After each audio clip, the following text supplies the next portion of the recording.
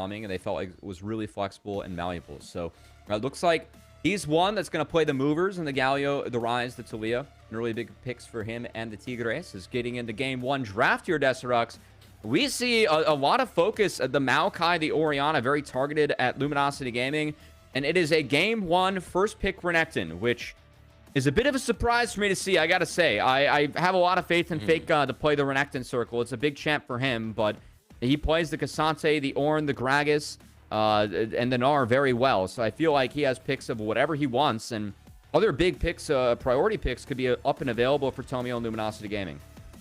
Yeah, as you had mentioned, FakeGod does have a lot of ways he can approach this Renekton matchup. Now, the attack back from Luminosity Gaming, they did take away some of those fighters that Mataz is pretty solid at, Wukong being one of the big ones right there, and going to take another one off the map by locking in that Vi, which does give you some early to mid-game presence with a lot of these ganks and how you want to take them. Does synergize well with some of the champions that, you know, have been buffed as of recently. You know, Ahri received a minor buff, so that could be an angle to go for. But instead, it's going to be the Ambessa over in the top lane for FakeGod. And this is kind of a self-counter pick in a way, but it shows the value and priority on Ambessa, and this really dissuades taking something like a Jinx or a Yunara, because you have to go up against the cease and assist into the public execution.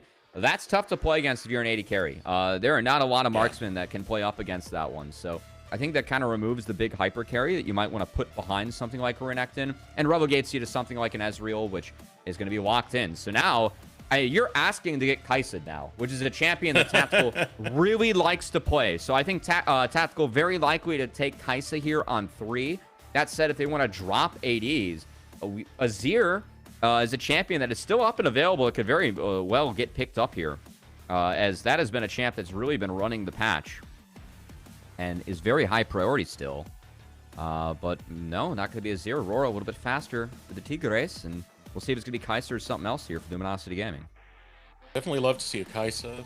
I remember I had a talk with Sean Atonin, one of our big community members here in North American Tier 2, and he was telling me about how he loves Kai'Sas that just dive in the back line with the rest of the squad. Don't play front to back, you just go back to front instead. And when you do have an Ezreal, you do got to close that distance and really hop onto him, so it could be the angle to go for Luminosity Gaming.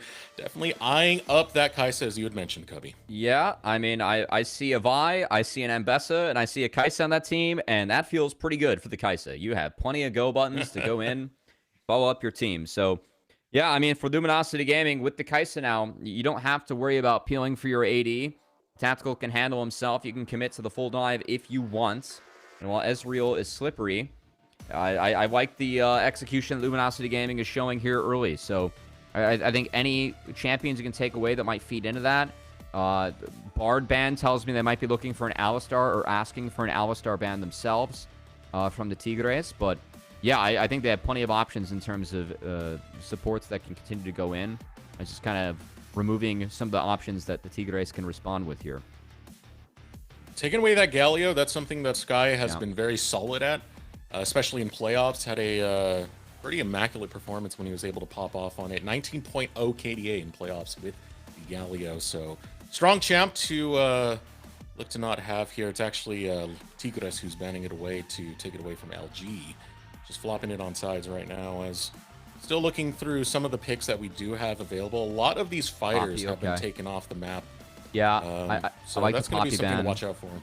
Yeah, Poppy interacts really well with, you know, Vi and Ambessa, so taking that away is good. Is Talia going to be removed here from Insanity? A little bit surprised there was no focus on support bans. I mean, if you lock an Alistar here, I guess you could eat at Silas jungle, but that wouldn't be that ideal, as I still view Alistar as the highest prio support. Will be Rakan, which makes it pretty easy to piggyback off of a Vi and an Ambessa, as Rakan is something that Zeyzal can play at a really high level. And they're going to save at least last pick for Insanities. They really wanted to lock down the Rakan. But yeah, probably going to be Alistar coming in now.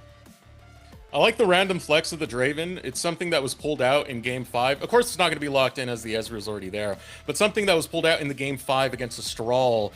Tigres had pulled it in and just did some absolute domination. But Mataz will be on Viego this time around, which...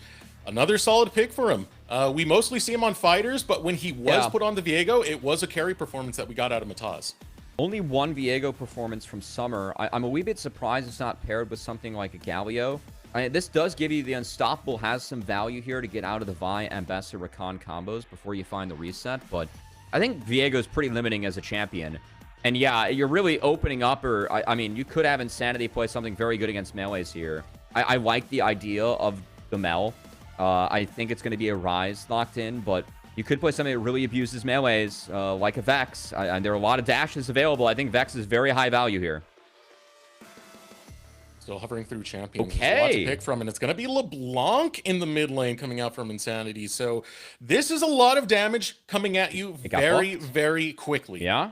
LeBlanc got buffed. They gave her 10% more of an AP ratio on the Distortion, and then 5% more on the Mimic of said Distortion as well. So that means that WR that you got to get in the mix if you're going to use both. That's going to be more upfront damage. This is a champion that Insanity plays very well. I think it feeds into the dive. It has one of the better laning phases up against Aurora compared to other matchups. I was going to maybe tease an Ahri, but it's going to be an assassin of the likes of the LeBlanc. So Insanity breaking that one out early, and man, that Ezreal's life's going to be difficult this game, Decerux. You got a Vi hunting you. You have an Ambessa hunting you. You have a LeBlanc hunting you.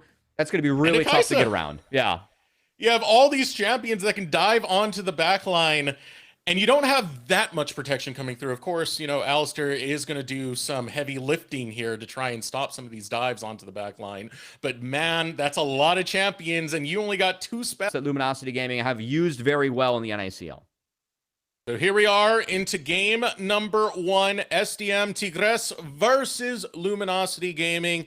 And it wouldn't be tier 2 without starting off with a pause, of course, as we'll go back to the players' beautiful mugs. I usually say ugly mugs, but it's when it's on us, to say the least. One of my concerns coming into this one is Tigres need to get Viego resets. Aurora does bring a decent amount of damage, but one of the problems there is the mobility that Luminosity Gaming are bringing. It's going to be hard to lock down someone to start those resets. Yeah, that's where a champion like LeBlanc can actually be quite slippery and valuable this game, playing around those resets as well. I mean, again, the Unstoppable for Viego can get you out of the public execution or cease and assist, but if you're using it to get out, you're not using it to get in, get the resets. And yeah, I mean, that's why I think getting that Renekton ahead is going to be so important. Renekton, you can be so strong early on where you are a giant meatball and a buzzsaw that people cannot get through. That can help enable Viego to find some of those earlier resets in the game. But again, I think the execute here for Luminosity Gaming, if bot lane is fine / safe, which the Rakan kind of flips this lane in favor of the Kai'Sa for me. Like Kai'Sa has a better time with Rakan than Ezreal with Alistar, just giving the sustain advantage. That should be pushed. It really should only be top lane that's really tough. And even then, we have the swap going on, where Kai'Sa is one of the best ADs to put in the solo lane early on, given how her kit works with the E, the passive. D-Blade's really strong on Kai'Sa, and then also how well she scales having that solo XP, given that levels interact with the breakpoints for her evolve. This is a no-brainer swap early on for Luminosity. Yeah. And Rakan interacts really well with the melee, too, just helping, you know, you get some extra sustain and then having that grand entrance to fight. So I like this opener for Luminosity Gaming. Swap makes a lot of sense. Makes a lot of sense in the context of the draft. We were a little bit worried when it came to FakeGod going for the self-counter pick, grabbing that Ambessa into the Renekton. Hey, you don't got to deal with it. Not a problem anymore when you do have Ambessa going into the duo lane instead, and Tactical looking to put behind this top lane Renekton that Jauny's playing. Yeah, we haven't seen bot lane start mid yet. I'm expecting to see that swap as well in this tournament, but this is one that's pretty stock standard. And again, if you have, I think the real key is if you have a marksman that can benefit of not being in the lane early on, so level 1 against Ezreal is hard sometimes if you're not at the wave first, but also, you know, if you get more out of getting the solo levels like a Kai'Sa can get, and this one makes a lot of sense, to get Ambessa out of a bad matchup and get Kai'Sa into a scenario where she can be accelerated in the game. So definitely at home, those are the conditions that I would look for when looking at swaps, because this is something that I expect to see at Worlds too. As we get into that tournament. You know, this is a pretty good attack for Luminosity Gaming. We had mentioned the weak points earlier of Luminosity, mostly being Tomio, and that's It's a rough one to call him a weak point when this team is just so damn good overall. But if I had to look at a weak point for Tigres, I would put it on Jauny. Typically, in his lanes, he doesn't really get ahead. He tends to break even more than anything else. So trying to put him behind and making sure you're getting advantage over there, definitely going to be a solid game plan to start off with. I mean, Jauny was definitely a player that when he was competing in Champs Q, was competing with, you know, the academy the top laners at a point. Like wasn't considered one of the best ones from his region, but the fact that he has made it here shows improvement. The fact that players play Champs Q2, you know, I always take the players that are grinding over time to outpace the ones who are not. And so it's been cool to see Jauny make his way to the winning team, upsetting a top laner like Summit. To make it here is definitely something that I think any top laner can put a feather in their cap for that one. See if he can dodge out of the feathers coming at his cap from Zeyzal here. As both supports have now made their way up to the top side as Zeyzal finds his laning buddy. And again, FakeGod not going to be very happy against the Ezreal. This is one where Ezreal pre-base, as long as you have mana, you're very strong, giving the Mystic Shot and the passive. We'll see if Virus can at least navigate his way through this one all right. Lanes do go even. I do like it for Tigres, more for the fact that you need a little bit of time before Mataz is actually going to come online on this Viego. You can see he already went for the full clear. He'll be taking his next back quite soon. It'll be a different story for Tomio. Vi can start ganking rather early on. See that pressure coming out from Virus. Yeah. Yeah, just so as long as SDM can have this. That's the other thing I actually kind of like is I feel like Viego can't go mid in this matchup. Like looking at LeBlanc for a gank is like this game, that's just not possible, right, with an Aurora. So your gank assist is probably in the Renekton. In a way, you're getting Ambessa out from probably the best gank target or opportunity that the Tigres have, which is using Renekton to try and pressure the Ambessa and get that Ambessa behind the way we talked about earlier on. Having the Ezreal, again, that takes away the gank assist. And then the gank assist you have, both gank assists you would have in both side lanes, they're both stuck top right now. Winning against Tactical, who's doing just fine. So, again, I think that the early setup here for Luminosity Gaming, they have some wins. It's taken away some of the opportunities or windows from the Tigres. And we'll see what happens around these grubs, because grubs have been the major focus of all teams globally, especially trading grubs for, I'd say, Dragon Prio. We've seen Dragons deprioritized a lot to get access to 3 grubs. I say that, though, as Tomio, off the base of the Ezreal, has started up the Dragon in the pause. I think that Dragon's going to be his when we get back, looking at where that Ezreal is and then where mid lane's at. Because Insanity is getting some damage done against Skyy. I mean, it makes a lot of sense. The Alistair Renekton are over on the top side. That's where a lot of your crowd control and a lot of your early game power is going to be. So if you can grab that right off the spawn, that means you have presence for the grubs later, and you don't even need to deprioritize those dragons. Yeah, I mean that I think it's a really big win actually for LG. I mean, we gotta say that Insanity is using this pick well. Of course, the block buffs were for later on. I believe in a previous patch, she actually got some buffs targeted at the early game as well. So Insanity, I mean, this is a champion that he played very well going back to like his time at Immortals.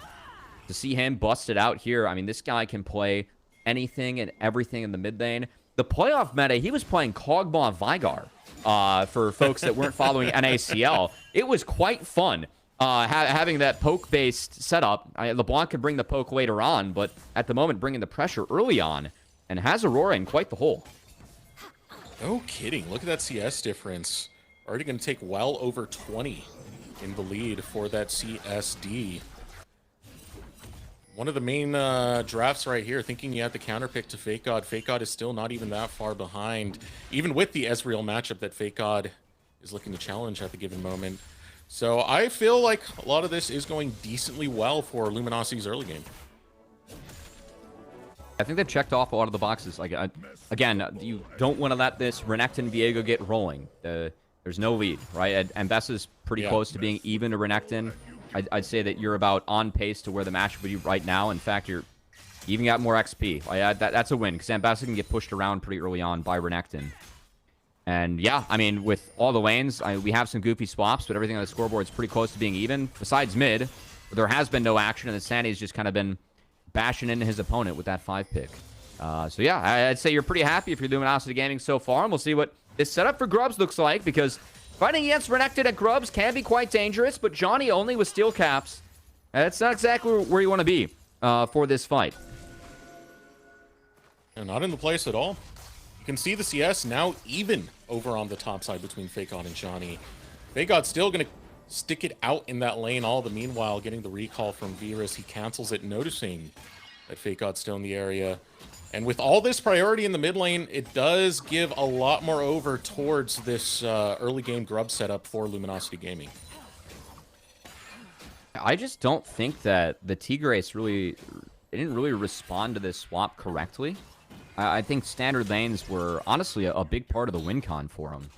Because, again, like this is the first pick for Renekton. They took Ambessa into it and they swapped.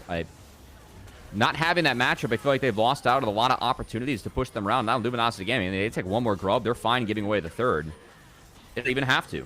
So, yeah, that's the strength of Renekton. Again, he went steel caps defensive early. You don't have something like a Phage or a Phage Plus for that fight with Dominus. And they straight up don't want to take it, given how mid's going anyway. So, Luminosity Gaming just kind of getting everything they want off of straight up better team play and better laning. Would have been nice to get resets from Mataz, but you don't got the damage when Johnny's not able to get those big purchases. Had to go for his boots early. So forfeited. First two neutral objectives go the way. Double knockup now coming in from Ichiwin. Killer Instinct comes out. Mataz not able to land the stun, and Zeyzal will get out. All foiled as Luminosity get away. It is foiled. Again, the Tigres, they need to do something, though. They took some summoner spells away.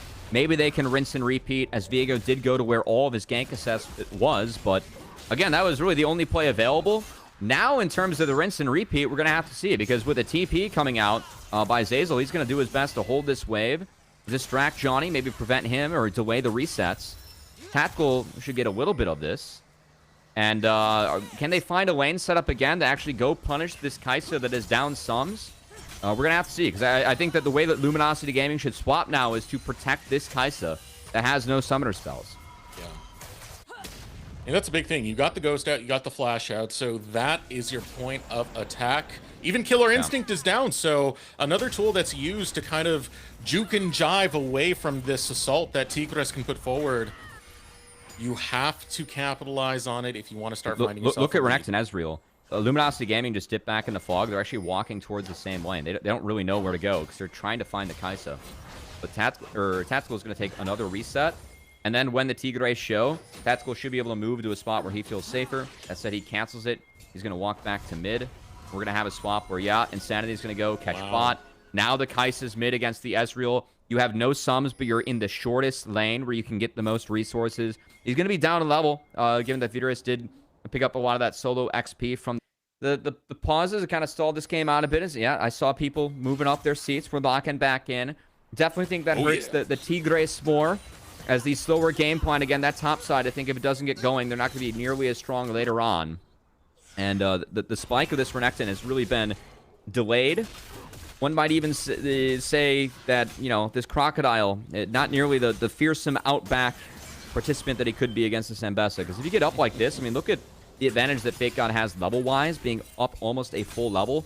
That matters a lot in this matchup for FakeGod, because if Renekton can't push you around, you don't slingshot back into the matchup. This is just Ambessa winning for the rest of the game.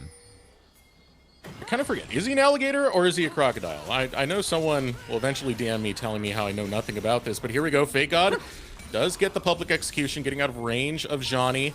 Jauny looking to step forward. Don't find too much after that. Ultimate going to be burnt out of FakeGod. Now everyone surrounding towards the Dragon Pit. Gold lead over to Luminosity. A lot of that is almost exclusively in the mid lane, by the way. Insanity has been blowing up. Already has his first item completed. Now Luminosity with positioning onto the Dragon. I did not see how Ichiwin got chunked there, but it's going to be an expensive one, as the Dragon is secured. Still level 5, that is the first aspect of feats, I think, that's worth mentioning. So if Luminosity Gaming nets first brick or the first 3 kills, they will lock down feats. So, again, LG, I mean, this is a steady, stable game. And this really is Luminosity Gaming at their best. I think the big word or the big difference I can say when it comes to this team versus a lot of the other teams we had in NACL, it came down to control. And a lot of that, I mean, being a pro player, it is how consistently are you able to execute baseline.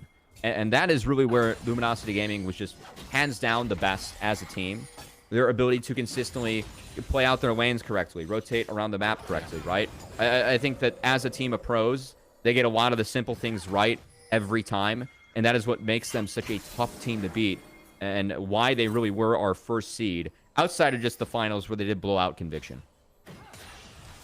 Consistency really is the right word for it, because it is incredible what they've done in both Split 1 and Split 2. Take a look at the results of playoffs. They lost one game, not one series, one game in Split 1 playoffs. Same exact thing in Split 2 playoffs. Overall dominating in their performances when it comes to these high-pressure situations. And it's still beginning to grow and still beginning to show. I mean, there are things that are worrying me about SDM Tigres right now. There's been so much rotations that Ichiwin is just barely hitting 6, which meant for a lot of those fights, you didn't have your kind of pseudo-tank online to challenge. Yeah. Say, for example, that last Dragon where Zeyzal was level 7 already. No, I think that's a good shout. And now, I mean, we have really punished this Renekton throughout the game, and it's looking to continue. Man.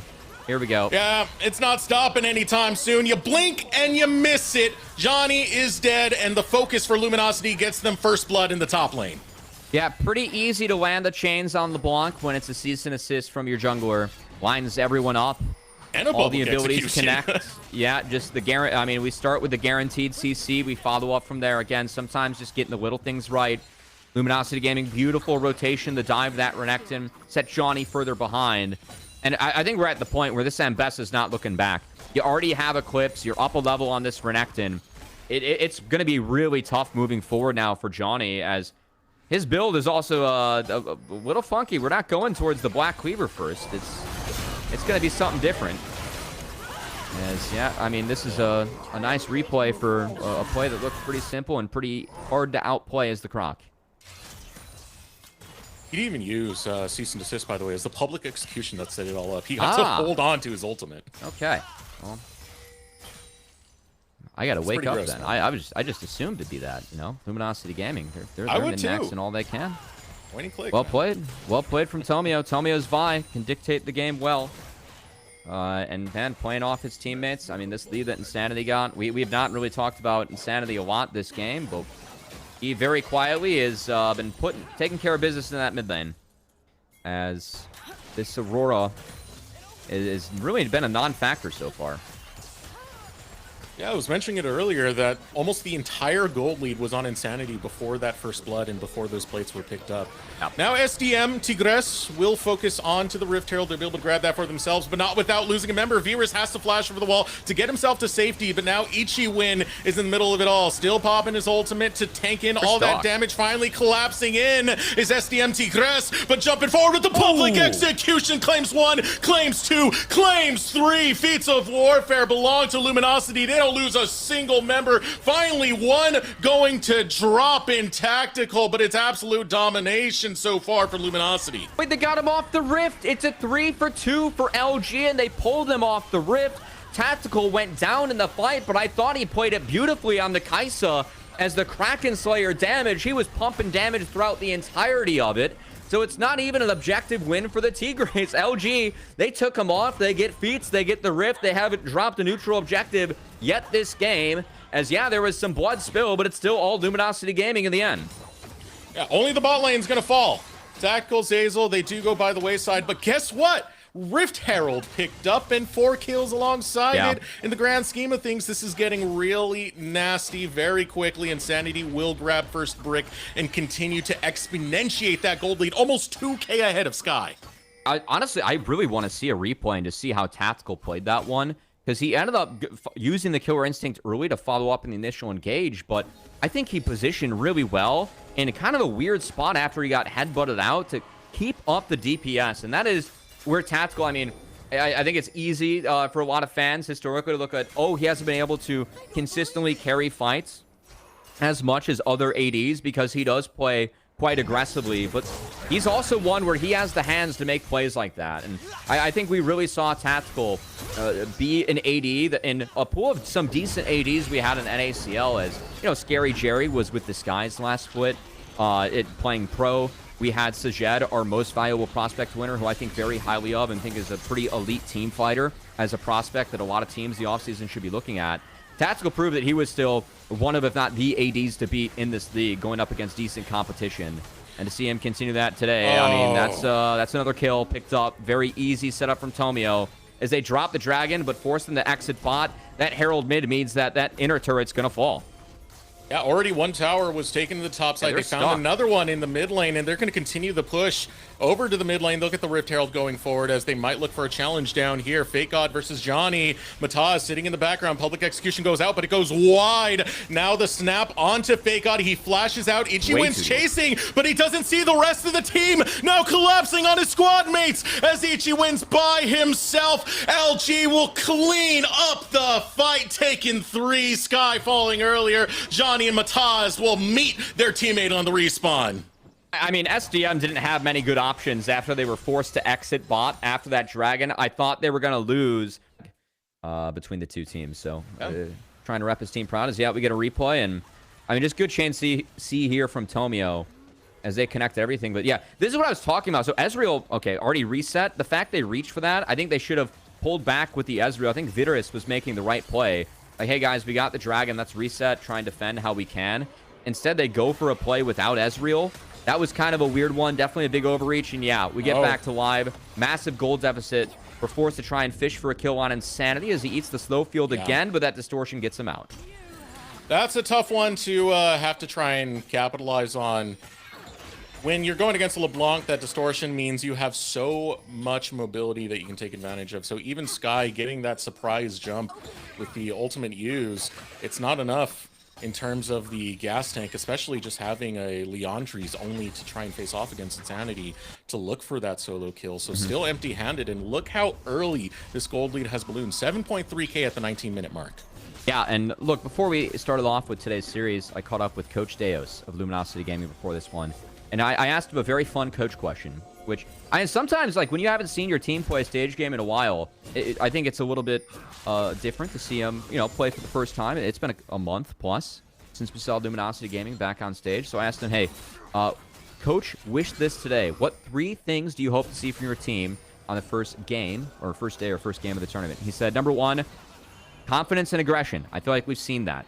Number 2, play like a team, connect our individual players to a greater team goal. Well, they have it. The one objective they dropped, they won the fight afterwards, and I think it was after Rift Herald, right? They've done that very well. Yeah. And then 3, turn any small advantages into a big one. I don't think they've made many mistakes so far. It just feels like they've been pushing their advantage further and further ahead. So I think Coach Deos behind the scenes going to be a happy camper with his team off this game 1. And again, I don't know how SDM get back into this one. I feel like a lot of their timers are set for earlier on in the game, and they kind of missed them. I mean, this is a team that's been preparing at the same caliber as you would have an LCS team. You mentioned the boot camp in the Shopify Rebellion headquarters.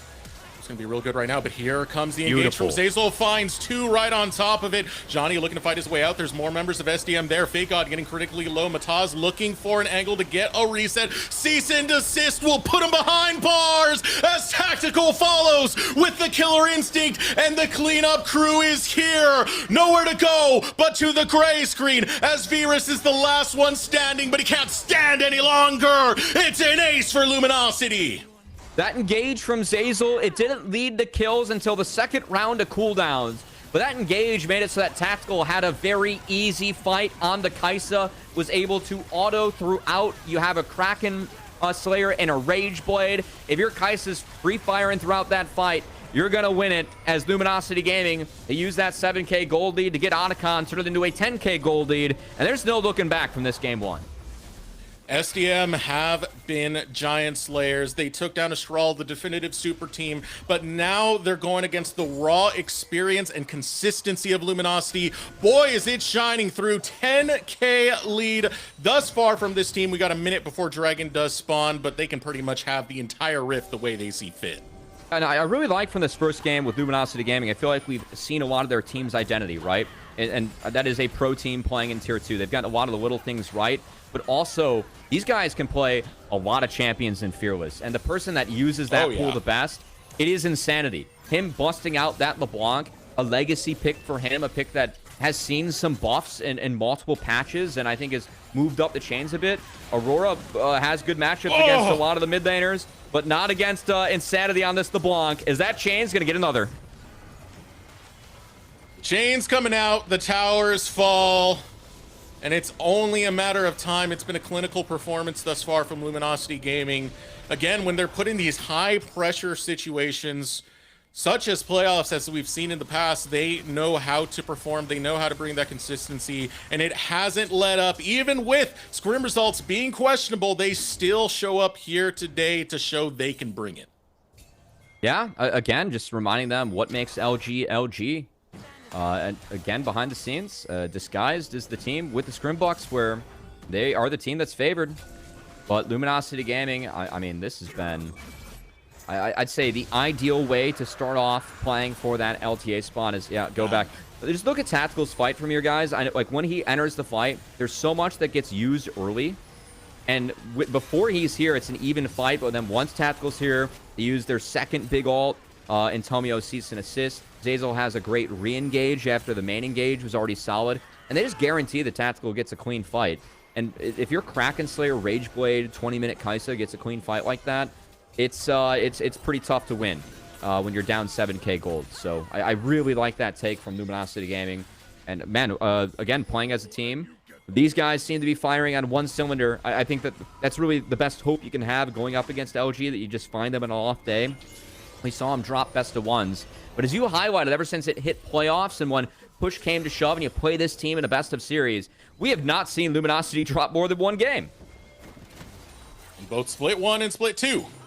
That was the whole story for them, as they now get control of the entire jungle. You can see those vision wards now placed deep over towards this top side. It'll be a minute before Baron does spawn. So that could be the next major objective to set up for, as Luminosity Gaming setting up their wave states right now, making sure every single wave is pushing into the base of SDM. And when it comes to SDM, I think going back to the drawing board, look, I thought Luminosity Gaming showed a very good understanding of swaps and the meta of swaps that we have right now. And a lot of that for back home is just recognizing, when do I need to send my bot laner top to get that 1v1 versus the top laner? And that's top and support. Teams are balancing that, and when to start your bot lane mid as a duo. Like, those are really the two plays that you're going to see teams look for and make early on. I feel like Luminosity Gaming showed a much better fundamental understanding of swaps and how to use them to get leads. Because when we got out of the swaps, I mean, that Ambessa being up a level on Renekton was a huge game changer, because they couldn't make any plays up there. Ichiwin already have to. He already has to burn his ultimate, and he's not even taking a fight. He's just trying to get away. This jungle doesn't belong to you, man. You can't graze these fields. It's Luminosity Gaming territory. Baron's up, and they head straight for it. Yeah, Baron spawning with the pity prize up for SDM too. It kind of speaks to the lead that Luminosity Gaming has. Is 11k gold lead being used to hit that purple worm now. And we'll see if this ends up being ripped down by the Kai'Sa. I mean, this is already below half. Can they get in? Can they get close? I mean, Nashor's Tooth was finished right before this Baron was started. Ichiwin does not have his ultimate, so he doesn't really have a chance to stay in this, but Zeyzal bails out before he falls. Mataz will get dropped. Virus trying to run away, but FakeGod's right on top of him, and he's sticking clean, baby! FakeGod goes on a killing spree. 3 get slaughtered, and Luminosity Gaming are wearing purple. And you know what? Since we saw Luminosity Gaming last, it was, hey, this team's not quite as good in scrims. They may not be the favorites.